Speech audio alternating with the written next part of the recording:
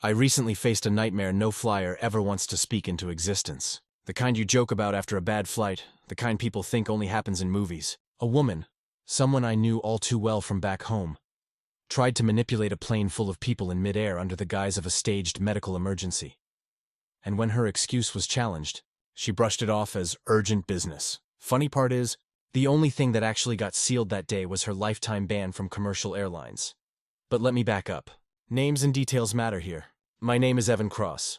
I'm a commercial airline captain. My profession isn't just about handling yokes and throttles. It's about living in the quiet discipline between noise and danger. It's about staying calm when alarms scream and trusting more in small details than big promises. At 37,000 feet, a pilot doesn't get to ignore gut instincts or brush off a flicker of a warning light. I've built my life on listening when something whispers that it's off. Most days on the job, flying is hours of stable routine interrupted by flashes of deep focus, takeoffs, landings, weather reroutes, minor system warnings. But that day, the disruption didn't come from weather or a flashing annunciator in the cockpit. It started well before we even boarded. The trouble began right at gate C12. Her name, Karen Lane. At home? She's the crowned queen of our neighborhood HOA, a woman who thinks bylaws are weapons. Out here at the airport, stripped of her boardroom dais and fake pearls of authority, she was just another passenger with a taste for intimidation. I wasn't flying the aircraft that day. I was deadheading, traveling like any other passenger to get into position for my next assignment. Civvies on, a red polo shirt, jeans, running shoes. No wings, no stripes, just a boarding pass like everyone else's. Ticket red seat 2A. A little perk of the job to ride up front on company time. First class, bulkhead, legroom.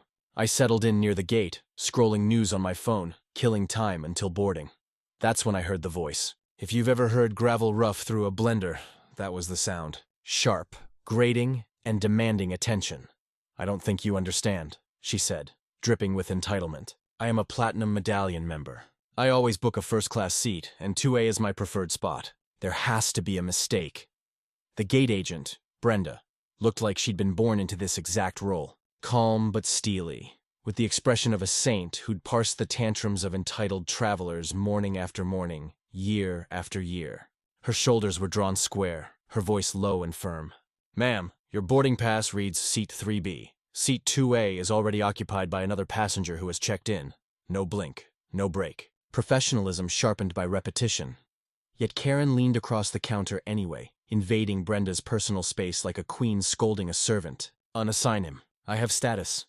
Brenda's fingers never stopped their calm dance across the keyboard. Ma'am, I cannot remove another passenger without their consent. 3B still has ample legroom. I caught myself stifling a laugh. Ample legroom? It was a lie. Cozy, sure, but not 2A with clearance up front. At 6'2", I appreciated leg space, but I didn't use it to bludgeon customer service. Karen wasn't even tall, 5'4" max. Yet she brandished legroom for medical necessity, like it was gospel. This is unacceptable, she said, blonde hair bristling like static. I will speak to your supervisor immediately. I sighed, locking my phone. The show was advancing to Act 2. Almost on cue, my phone buzzed with a text. Lena, my wife. It read, "You will not believe what just came in the HOA newsletter. Karen's pushing an emergency vote tonight. Something about zoning." I let out a dry laugh and tapped back. Funny, Her Majesty is currently trying to commandeer my seat at the gate. Her instant emoji reply, the head exploding. Perfect. By then, Brenda had calmly flagged her supervisor.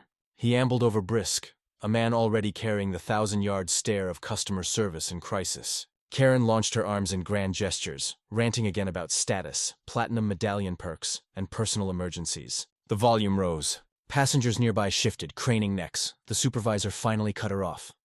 "Ma'am, the seat is taken. You may sit in 3B or I can rebook you tomorrow."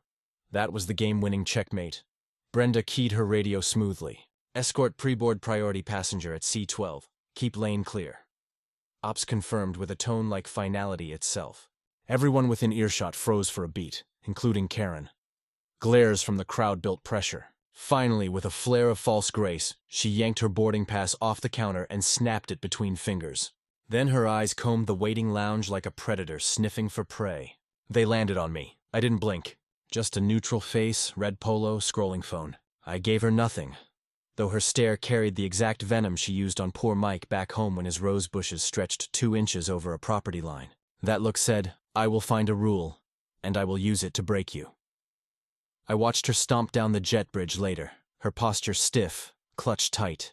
I passed calmly after. My seat 2A welcomed me. I stowed my roller, sat, pulled out a dog-eared thriller paperback. No wine, no drinks. I never drink on duty, not even when I'm sitting in passenger clothes. Just water. Words on a page, and a pilot's restless awareness humming low at the back of my skull. Karen entered with drama, sighing like a wronged duchess as she hefted her oversized tote into row 3B behind me. Every sigh heavy, every buckle snap loud enough to demand applause. She sniffed as she planted herself across the aisle, making the tiny cabin aware she'd been cheated out of 2A. As veteran flyers shuffled on, businessmen scrolling calendars, parents juggling strollers, the tension became almost farcical. Still in my gut the whisper came, the one drilled in after years aloft, pay attention. Something's wrong, and I realized this wasn't about a seat. For her, it was about bending reality. When the world refused, she looked for angles to break it. It almost distracted me from what came next. At final boarding, a figure slipped into first class who didn't belong. Shiny suit, hair slicked like he'd drowned in pomade, shoes polished to a mirror, pinky ring so big it could dent a doorframe. He strutted like a magazine model for corporate villains. His ticket flapped in his hand, but I saw the row number. Nowhere near first or business. Yet instead of moving back, he hovered smooth near the galley, angling just inside the flight attendant's blind spot. He paced, voice low and urgent into a phone, circling a tight loop by the cockpit door. Sarah, one of the crew, was stowing galley bags in the closet. She stepped back, and he bumped her hard, too hard for accidental. She staggered. "Oh, my apologies," he purred. Smooth. Quick. Too quick. His hand floated forward to steady her, his flashy ring catching the LED lights. For a second, barely a second, his palm dipped into reach of her open tote bag sitting on top of crew luggage. A deft motion, too deft, like a magician's sleight of hand.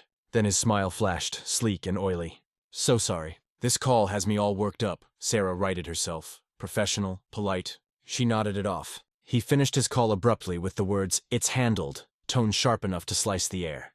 Then he flowed down the aisle into coach, disappearing before anyone else gave him a second glance. But I did. My entire career was built on noticing. Her seat tirade, his bump, the practiced flow, none of it fit casual passenger patterns. And that bump?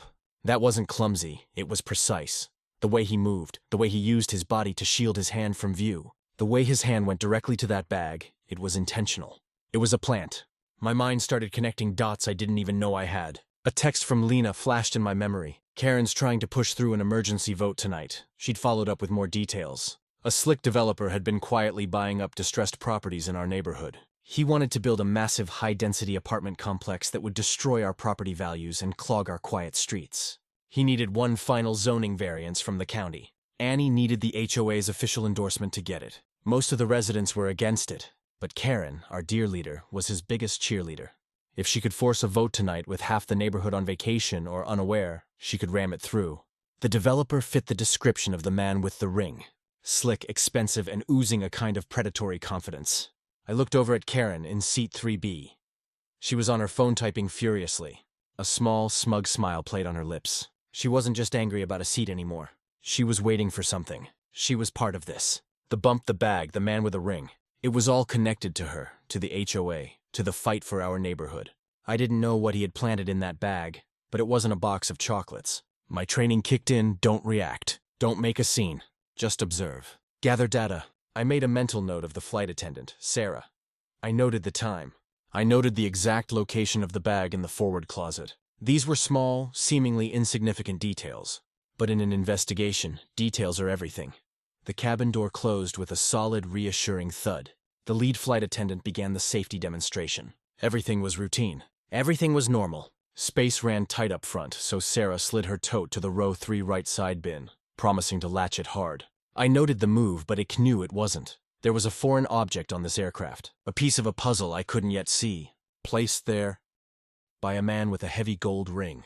All for the benefit of the woman sitting across the aisle from me. The engine spooled up with a deep, powerful whine. The plane pushed back from the gate. As we taxied toward the runway, I felt a knot tighten in my stomach. This was no longer just a deadhead flight home. I was an unwilling participant in something ugly, something that had followed me from my quiet suburban street into the sky. How far will a man go to defend his own? I was about to find out. The problem was my home, the thing I needed to defend, was 30,000 FT below me, and the threat was locked in the cabin with me. The plane turned onto the active runway, engines roaring to full power. We were committed, and I had the sinking feeling that whatever was in that flight attendant's bag was designed to make sure we didn't get where we were supposed to be going. The first hour of the flight was deceptively calm. We climbed to our cruising altitude. The seatbelt sign went off, and the flight attendants began their drink service. I ordered a water, no ice. Karen across the aisle ordered a mimosa and began loudly complaining to her seatmate about the decline in the customer's service. She pulled out her phone and propped it up on her tray table. I saw the telltale red light. She was live streaming? Of course she was. She was probably broadcasting to her network of HOA sycophants, narrating her tale of woe about being denied her rightful seat. It was all part of her brand, the perpetual victim who was actually the aggressor. My phone vibrated. Another text from Lena. It was a screenshot of a weather radar map. A massive, angry line of thunderstorms was building directly in our flight path. Reds, purples, and yellows painted a picture of severe turbulence, lightning, and hail. Her text read, "Looks nasty up there. Stay safe," I typed back. "We'll probably just fly around it. Standard procedure." But as I sent it, I glanced out the window. The sky to the west was turning a bruised, ominous gray. The captain's voice came over the intercom, calm and professional. "Folks, we're starting to see a little weather building up ahead of us. We're going to try to find a smooth path through it, but we may have a few bumps. I'm going to turn the seatbelt sign back on for your safety." The cabin lights flickered once, then twice. A few nervous gasps rippled through the passengers. The plane began to bounce, gentle at first, then more insistent. It felt like driving down a gravel road. Flight attendants secured their carts and took their seats. The mood in the cabin shifted. The easy calm was replaced by a low-grade tension. I've flown through worse, much worse. This was routine, but everything felt different on this flight. Every bump, every flicker of the lights seemed to carry a heavier weight. That's when the call button chimed from Karen's row. It was a frantic, repeated chime. A flight attendant hurried over. "Is everything all right, ma'am?" I heard Karen's voice, now high-pitched and filled with theatrical panic. "It's this man. He can't breathe. I think he's having a heart attack." I leaned forward slightly to get a better view. The man next to her, her seatmate, was slumped in his seat, his eyes closed. He looked pale, but something about it seemed staged. Karen was making a huge scene, fanning the man with a safety card and yelling for a doctor. The flight attendants responded exactly as they were trained. They were calm, efficient, and professional. They asked for any medical professionals on board to identify themselves. A nurse from a few rows back came forward. They laid the man down in the aisle, got the emergency medical kit, and started assessing him. But Karen was actively interfering. She was crowding them, offering her own wildly uninformed diagnosis, and filming the whole thing with her phone. "The airline isn't prepared for this," she narrated to her online audience. "This poor man needs a hospital. The turbulence is making it worse." The whole thing felt wrong. The timing was too perfect. The storm, the medical emergency, Karen's grandstanding. It was all happening at once. It felt less like a series of unfortunate events and more like a carefully scripted play. My pilot's brain was screaming at me. A medical diversion is a serious decision. It costs the airline a fortune in fuel, landing fees, and passenger compensation. You only do it if it's a real life-threatening emergency. The nurse and the flight attendants were working on the man. He was conscious, breathing, but seemed disoriented. The nurse was trying to get a blood pressure reading, but the turbulence was making it difficult. The plane gave a sudden violent lurch, dropping a few feet in an air pocket. A few people screamed. The service cart in the forward galley, which I thought had been secured, rattled ominously. A hard jolt popped the cart's brake loose. Rare, but it happens in heavy chop. Through it all, Karen kept filming, her voice a running commentary of chaos and blame. The captain came on the intercom again. His voice was still calm, but it had a new edge of urgency. "Flight attendants, please prepare the cabin for landing. Folks, due to a medical emergency on board and the deteriorating weather ahead, we are diverting to the nearest suitable airport. We will be on the ground in approximately 30 minutes. A murmur went through the cabin. Diversion. I pulled up the flight map on the seatback screen. I already knew where we were going. There was only one major airport within a 30-minute range that could handle our aircraft. It was our home airport. The same airport Lena was a 20-minute drive from. The same airport that would put Karen Lane on the ground just in time for her emergency HOA meeting. It all snapped into place. The fake medical call was the excuse. The storm was the perfect cover. The man with the ring had planted something in that bag to be used as leverage, or maybe as a distraction. This whole flight, this entire elaborate, dangerous charade was designed to get one woman home in time to push through a zoning vote. My blood ran cold. This wasn't just about greed anymore. They had endangered an entire flight, 180 people, for a real estate deal. The plane began its descent, banking steeply into the storm. The rain started, hitting the windows like handfuls of gravel. The cabin was dark, tense, and filled with the sound of the churning air outside. And I knew with absolute certainty that the worst was yet to come. We were descending through the heart of the storm. The ride was rough, the kind of turbulence that makes even seasoned flyers grip their armrests. The cabin was a symphony of unsettling noises. The creak of the fuselage, the rattle of anything not tied down, the nervous coughs of passengers. My senses were on high alert. As a pilot, you learn the language of your aircraft. You know what sounds are normal? The hydraulic whine of the flaps extending, the thumps and bumps of the landing gear locking into place. And you know what sounds are wrong? That's when I heard it. It was a small sound almost lost in the roar of the storm. A click. It came from an overhead bin 2 rows ahead of me on the opposite side of the aisle. It wasn't the solid, reassuring thunk of a properly latched bin. It was a light metallic sound, a weak sound, the sound of a latch that's engaged but not secured. In calm air, it might not matter. In this kind of turbulence, an unlatched bin becomes a catapult. A heavy bag could come flying out and seriously injure someone. I focused on that spot, my eyes tracing the seam of the bin door. On the next big bump, I saw it. The door flexed just a fraction of an inch. It was definitely not secure. My training is to be part of the solution, not part of the problem. You don't yell. You don't cause panic. You calmly and quietly inform the professionals. I unbuckled my seatbelt. Keeping low and using the seatbacks for support, I made my way forward to the galley where the lead flight attendant, Maria, was strapped into her jump seat. She looked at me with a questioning, slightly alarmed expression. Passengers are supposed to stay seated during turbulence like this. Sorry to bother you, I said, my voice low and steady, making sure no one else could hear. The overhead bin at row 3 on the right side. The latch didn't sound right when it was closed. I think it might be loose. I didn't say, I'm a pilot and I know what I'm talking about. I just gave her the information. Clean, simple, professional. Her eyes widened slightly. She knew exactly what that could mean. She gave me a sharp, appreciative nod.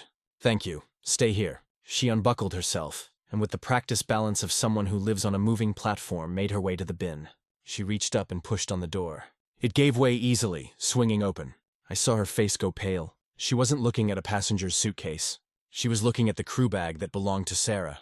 The same bag the man with the signet ring had bumped. The same bag he had touched. Maria didn't hesitate. She quickly and firmly pushed the bin door shut, this time making sure the latch engaged with a loud, definitive clack. She then turned and looked directly at me. Her expression was a mixture of fear and steely resolve. She knew, I knew, and now we both knew, the other knew. She came back to the galley, her movement swift and purposeful. She picked up the interphone to the cockpit. She shielded her mouth with her hand, but I could still hear fragments of her conversation. Possible device forward overhead. Following procedure. She was speaking in code, the calm, clipped language of emergencies. She was reporting a level 2 threat, a suspicious item that could pose a danger to the flight. My heart hammered in my chest, but my mind was ice cold. This was real. The man with the ring hadn't just planted a tracking device or something benign. He had put something dangerous on this plane. The plane gave another violent shudder. The unsecured service card I'd noticed earlier finally broke free from its brake. It was the heavy metal and plastic beast they use for meal service. It shot out of the forward galley and began rolling, then tumbling down the aisle, picking up speed. A little boy, no older than 5, had just unbuckled his seatbelt to retrieve a dropped toy. He was directly in the cart's path. There was no time to think. I moved. I lunged into the aisle, putting my body between the boy and the cart. I caught it with my shoulder, the impact jarring me to the bone. Metal and plastic crashed against me. I grunted, absorbing the force, and jammed the cart sideways into the forward bulkhead by row 1. It crashed to a halt. The boy's mother screamed, a mix of terror and relief. I grabbed the boy, scooped him up, and deposited him back in his seat, pulling his seatbelt tight. Stay put, little man, I said, my voice coming out rower than I intended. The mother was sobbing her thanks. Flight attendants were rushing to secure the rogue cart. I just nodded and retreated back to the relative safety of the galley. Maria looked at me, her eyes wide, with a new level of respect. Thank you, she whispered. I just shook my head. Part of the job. I didn't specify which job, it didn't matter. The safety of the people on this aircraft was now my job. The interphone at the galley chirped. The first officer's voice came through, calm and clipped. His words were steady over the line. Lock it down. No drama, just command. We were a team now. We were flying a compromised airplane directly into a storm with a threat locked inside the cabin with us. The interphone clicked off. The reinforced door stayed sealed. It was now a fortress. No one was getting in or out. Maria was already in motion. "Listen to me," she said to the other flight attendants in a firm, quiet voice. "Level 2, by the book. We move the item to the LRBL. Now the book, the procedure. Every flight attendant knows it, trains for it, prays they never have to use it. Level 2 means a credible but not confirmed threat. LRBL stands for least risk bomb location. On this aircraft, it was the rearmost galley door on the right side. The idea is to place the potential explosive against a part of the fuselage that is designed to blow outward, minimizing damage to the primary flight controls and the rest of the aircraft structure. It's a grim calculation, a choice between terrible options. Sarah, the young flight attendant whose bag it was, looked like she was about to be sick. Maria put a steadying hand on her shoulder. "You did nothing wrong. Now we work. We keep them safe." She pointed to the cabin full of oblivious passengers. The team moved with a quiet, focused intensity that was incredible to watch. One flight attendant went on the intercom. Her voice was as smooth as butter. "Folks, for your continued safety, as we navigate this weather, we need everyone to remain in your seats with your seatbelts fastened. The crew will be moving through the cabin to conduct a final safety check." No one mentioned a threat. No one said the word bomb. Panic is contagious, and their job was to be the antidote. 2 flight attendants went to the overhead bin at row 3. They carefully removed Sarah's tote bag, holding it as if it were made of spun glass. They carried it back, their steps measured and deliberate down the long aisle toward the rear of the plane. As they passed, I noticed a man in seat 14C. He was wearing a nondescript gray jacket and reading a paperback. He hadn't flinched during the turbulence. He hadn't gasped when the cart broke loose. But now his eyes were tracking the bag. He wasn't reading his book anymore. His posture had changed. He was coiled, ready. His focus was absolute. He was the Federal Air Marshal. There's no uniform, no badge, nothing to give them away. They are ghosts trained to blend in until the moment they are needed. And he was now fully activated. He knew what was happening. His presence was a small comfort, but it also underscored the severity of our situation. Up in first class, Karen Lane was still on her phone, providing a breathless, wildly inaccurate narration for her live stream. "The crew seems to be in a total panic," she whispered dramatically. "They're moving baggage around in the middle of a lightning storm. Complete incompetence. This airline has put us all in danger." Therany was so thick I could have choked on it. The very people she was accusing of incompetence were the only thing standing between her and the consequences of her own reckless, greedy scheme. They were performing their duties under unimaginable pressure with a professionalism she couldn't begin to comprehend. The flight attendants reached the back of the plane. I couldn't see exactly what they were doing, but I knew the procedure. They would be building a sort of buffer around the bag, using soft luggage and water-soaked blankets from the galley to absorb and redirect a potential blast. It's a desperate last-ditch effort, but it's better than nothing. The cabin was now fully locked down. The cockpit was sealed. The potential threat was isolated. The air marshal was alert and ready. I was just another passenger strapped into seat 2. My status as air relief pilot was irrelevant now. The crew in the cockpit had their hands full, flying the plane through a storm. The crew in the cabin was managing a threat. My job now was to stay quiet, stay out of the way, and be a good witness. I watched Karen, still broadcasting Hurley's. I watched the air marshal, a silent guardian angel in a cheap jacket. I watched the flight attendants, heroes in polyester uniforms, moving through the cabin, offering reassuring smiles to nervous passengers, their own fear locked away behind a wall of training. The plane bucked and shuddered as it descended through the storm clouds. We were a tiny, isolated world, hurtling through chaos. We were completely on our own, and the thought that kept circling in my mind was that this was all by design. The chaos was the point. Someone wanted this plane on the ground right here, right now, and they didn't care who got hurt in the process. The descent was the longest 20 minutes of my life. Every groan of the airframe, every flash of lightning that illuminated the cabin felt like a countdown. Rain hammered against the windows, a relentless, deafening drumbeat. The world outside was a churning gray soup. Through a brief break in the clouds, I saw the familiar rain sprawl of my own city. I could see the lights of the highway I take to work, the distant glow of the downtown skyline. We were almost home, but it didn't feel like a homecoming. It felt like flying into the heart of the ambush. My phone buzzed again. It was Lena. Her messages were coming in a frantic burst, a digital storm that mirrored the one outside. Emergency HO meeting is starting. They're live streaming it on the community page. The developer is there. He's telling everyone that the zoning variance is a done deal. He's acting like it's already been approved. Another message popped up. Wait, he just said Karen Lane was delayed on a flight, but would be here shortly to cast the deciding vote. He said her flight was conveniently diverted to our airport because of a minor medical issue. He's laughing about it, Evan. He thinks it's funny. I read the words, and a cold, hard anger settled in my chest. It was all there. They weren't even trying to hide it. The medical call was their excuse. The diversion was their tool. This entire terrifying ordeal, the turbulence, the threat in the bag, the fear in the eyes of the passengers and crew was nothing more than a logistical maneuver to them. A way to get Karen to a meeting so she could rubber stamp a deal that would make her and her developer friend rich. They were using this airplane and everyone on it as their own private taxi service. How far will a man go to defend his own? I looked out the window at the city below. My home was down there. My life. The quiet street Lena and I had chosen. The backyard where we hosted barbecues with friends like neighbor Mike. The community we were a part of. And these people, Karen and the man with the ring, were willing to risk it all, to burn it all down for a pile of money. The landing gear deployed with a heavy, satisfying thump. The flaps extended with a low hum. These were the sounds of a normal landing sequence. A comforting piece of routine in the middle of chaos. The pilot flying this bird was good. Real good. Keeping the plane stable in these kinds of crosswinds took skill and a steady hand. I could feel the small, precise corrections he was making, fighting the gusts of wind that were trying to shove us off course. The lights of the runway finally broke through the deluge, 2 perfect lines of white and red stretching out into the darkness. They were a welcome sight, a promise of solid ground. But the knot in my stomach didn't loosen. Getting on the ground was just the next phase. The threat was still on the plane. The culprits were still on the plane. And their plan was, for all intents and purposes, working perfectly. Karen was going to walk off this flight, a self-proclaimed hero who survived a mid-air drama, and head straight to that HOA meeting. She was going to win. The plane touched down with a firm bump, then a second. As the tires gripped the wet tarmac, the engines roared into reverse thrust, pushing us back into our seats and slowing the massive aircraft with controlled brute force. We were down. We were safe for now.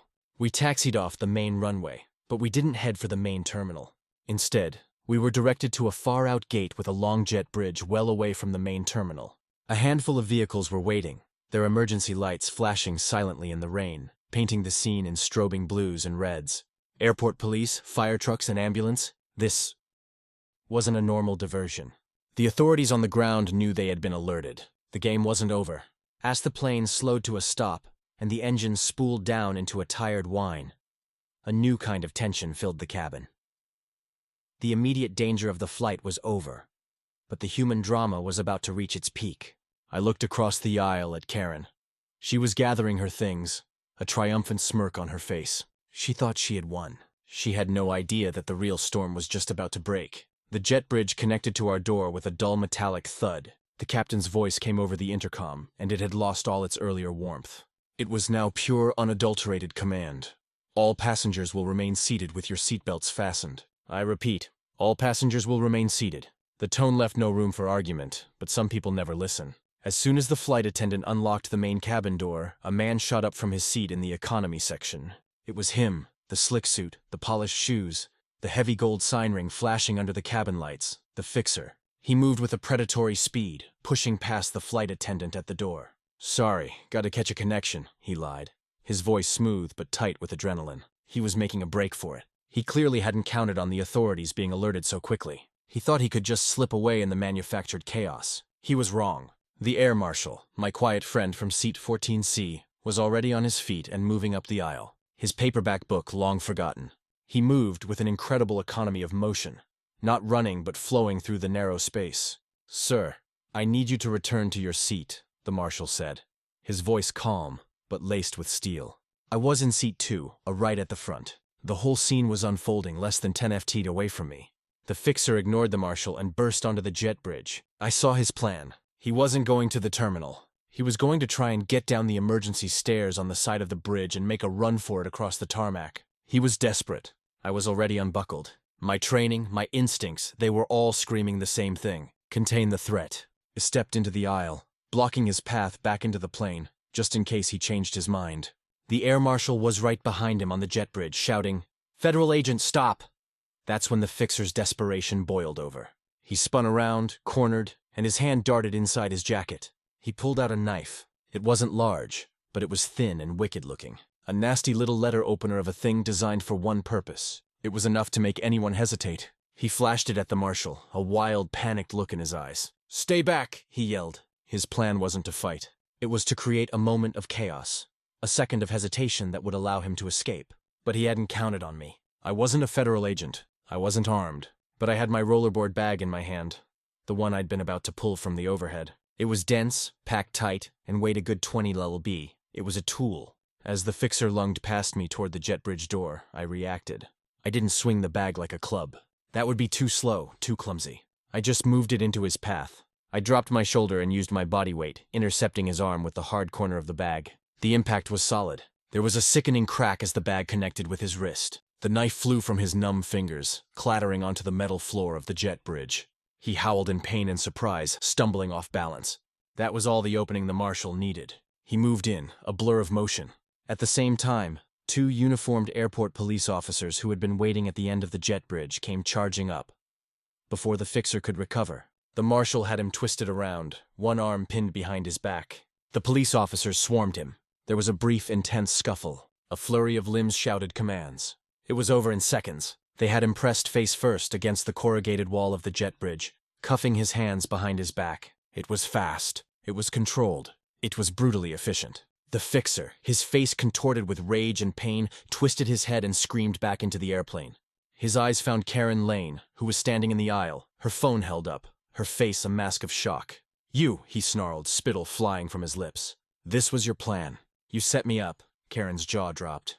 The color drained from her face. Her triumphant smirk was gone, replaced by pure, undiluted panic.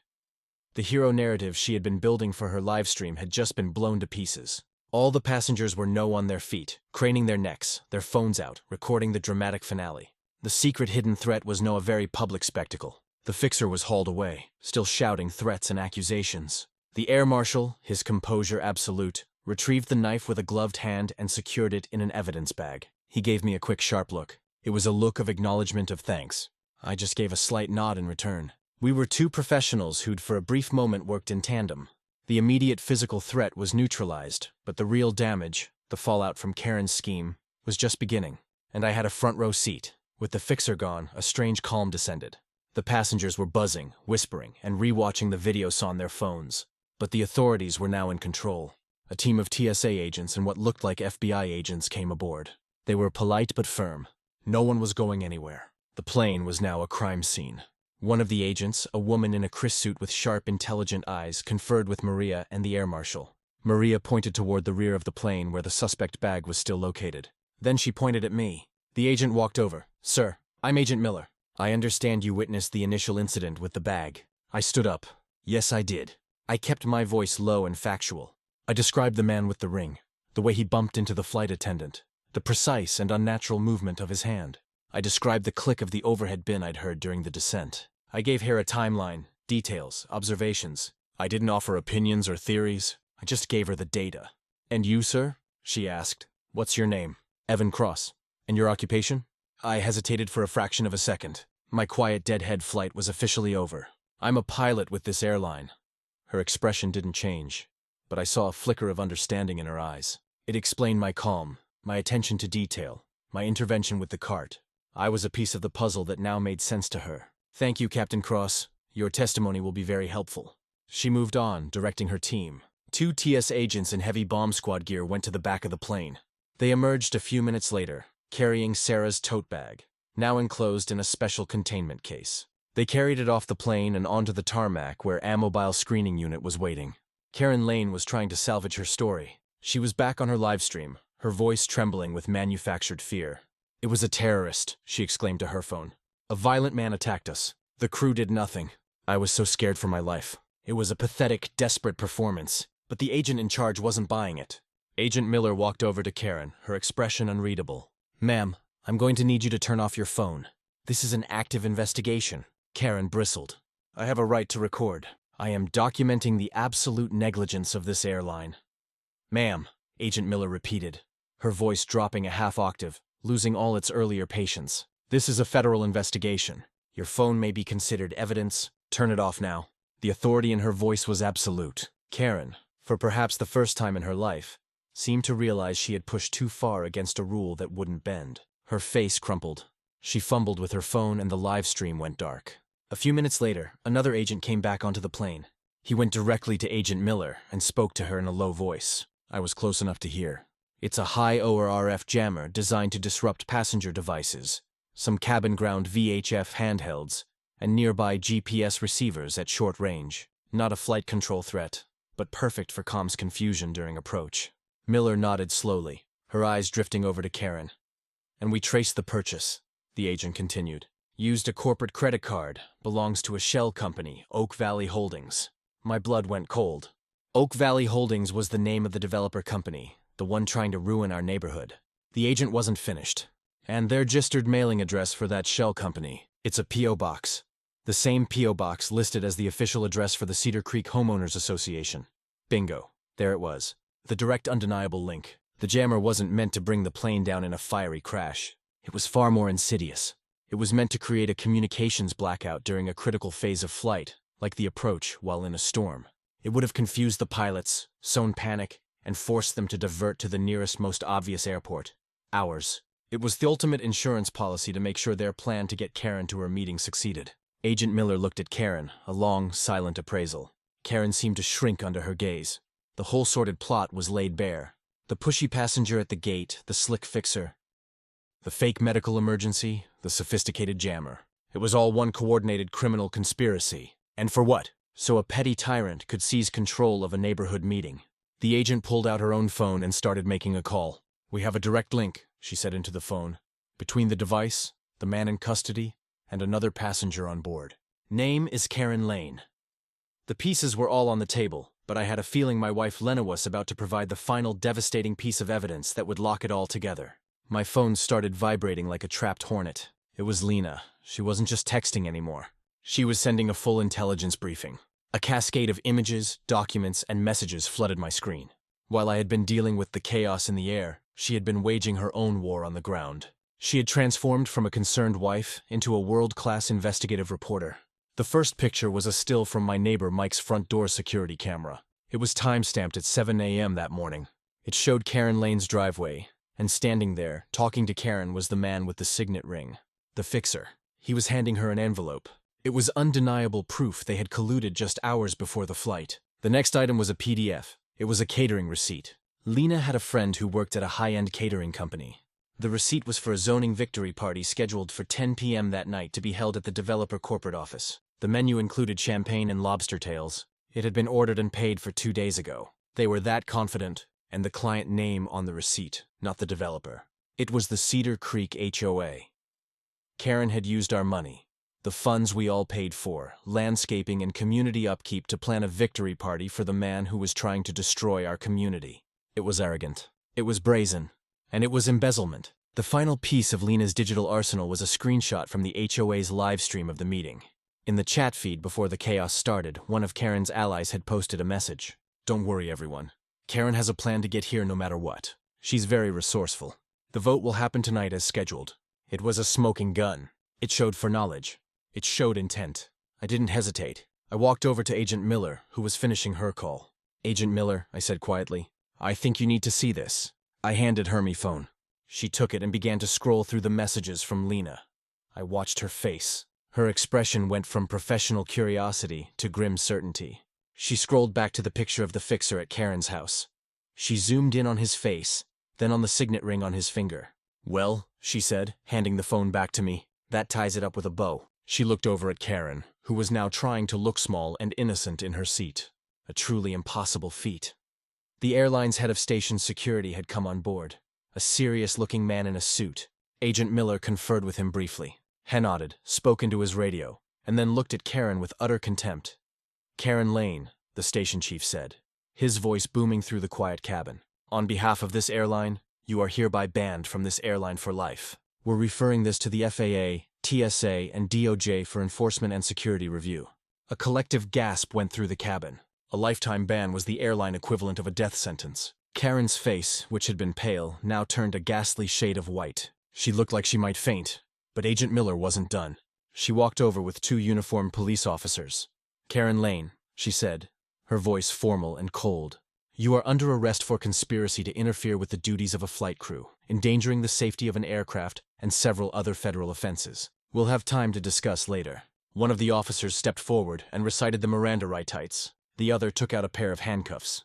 The clicking sound as they locked around Karen's wrists was the loudest thing I had ever heard. The queen of the Cedar Creek HOA, the woman who terrorized people over the color of their mailboxes, was being arrested in front of 180 people, all of them with their phones recording. Her reign was over. They let her off the plane. She didn't look back. Her face was a ruin of disbelief and humiliation. The passengers, who had been held captive by her scheme for hours, broke into spontaneous, thunderous applause. It was a surreal moment. Justice delivered at 30,000 FT and finalized on a rainy tarmac. The fixer was in custody. Karen was in custody. The plot had been foiled. But the fight for our neighborhood wasn't quite over. The emergency meeting was still in session, and without its queen, the whole rotten structure of her power was about to come crashing down. The rest of the deplaning process was an anti-climax.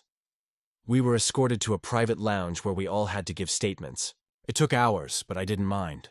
I sat with Agent Miller and gave her a full, detailed account of everything I had seen, from the confrontation at the gate to the take-on on the jet bridge.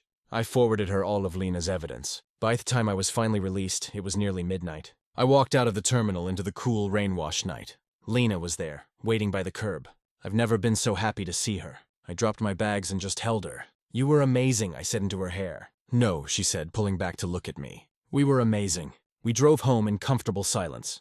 The adrenaline was wearing off, replaced by a deep, bone-weary exhaustion. But as we turned onto our street, we saw that the lights were still on at the community clubhouse. The emergency HOA meeting was still going on. "Let's go," Lena said, her voice firm. "Let's go finish this." We walked into a room in chaos. The developer was gone, having apparently fled the moment news of Karen's arrest had reached him. Karen's remaining allies on the board were in disarray, trying to postpone the vote, trying to regain control. But the tide had turned. Dozens of homeowners were there, people who had been alerted by Lena's frantic neighborhood-wide text chain. They had seen the news reports. They had seen the clips of Karen's arrest that were already going viral. My neighbor Mike, a retired accountant who Karen had once fined for having a garden gnome she deemed tacky, stood up. His voice, usually so mild, rang with authority. "I believe a motion is in order," he said. "According to our bylaws, any board member charged with a felony is subject to immediate removal by a vote of no confidence. I so move that we vote to remove Karen Lane as president of the Cedar Creek HOA. Woman I didn't know seconded the motion. The vote was called. It wasn't even close. It was unanimous. A loud cheer went up in the room. In the space of a single evening, Karen's empire had crumbled. Mike was elected interim president on the spot. His first official act was to schedule a new vote on the zoning variance for the following month with full paper ballots mailed to every resident. The variance, of course, was later defeated by a margin of 98-2. The developer company went bankrupt a few months later, buried under lawsuits and federal indictments. The fixer, whose real name was Frank, took a plea deal and testified against Karen and the developer in exchange for a reduced sentence. The last I heard, he was serving 3 to 5 years in a minimum security facility. Karen Lane, stripped of her power and facing a mountain of legal bills, was forced to sell her house at a significant loss to pay for her defense. She was convicted on multiple federal charges and sentenced to 10 years. She never saw the inside of an airplane again, except maybe in a movie. Life in Cedar Creek returned to normal. Actually, it was better than normal. The oppressive cloud of Karen's reign had lifted. People started talking to each other again. Mike proved to be a fair and reasonable president. The new board rescinded dozens of Karen's most ridiculous rules. You could have a basketball hoop in your driveway again. You could plant whatever color flowers you wanted. You could even, if you were so inclined, display a tacky garden gnome. A few weeks after that chaotic night, I was on my back deck grilling burgers. The sun was setting, painting the sky in shades of orange and purple. The neighborhood was quiet, filled with the familiar comforting sounds of kids playing and lawnmowers humming in the distance. Lena came out and handed me a cold glass of iced tea. She put her arm around my waist, and we stood there for a moment just watching the sky. "You know," she said softly, "you never told me what you did on that jet bridge." I flipped a burger, the sizzle filling the quiet air. "I just solved a problem," I said. It was the truth. I hadn't been a hero. I had just been a guy trying to get home. A guy who understood that sometimes defending your home means paying attention to the small things. It means listening for the wrong kind of click, trusting your gut, and knowing when to be part of the solution. The core question that had driven me that day, how far will a man go to defend his own, had been answered. He'll go as far as he needs to, not with anger or with fists, but with calm, with observation, and with the quiet, unshakable resolve that comes from protecting the place you belong. And it helps more than I can say to have a very smart, very loyal co-pilot watching your back on the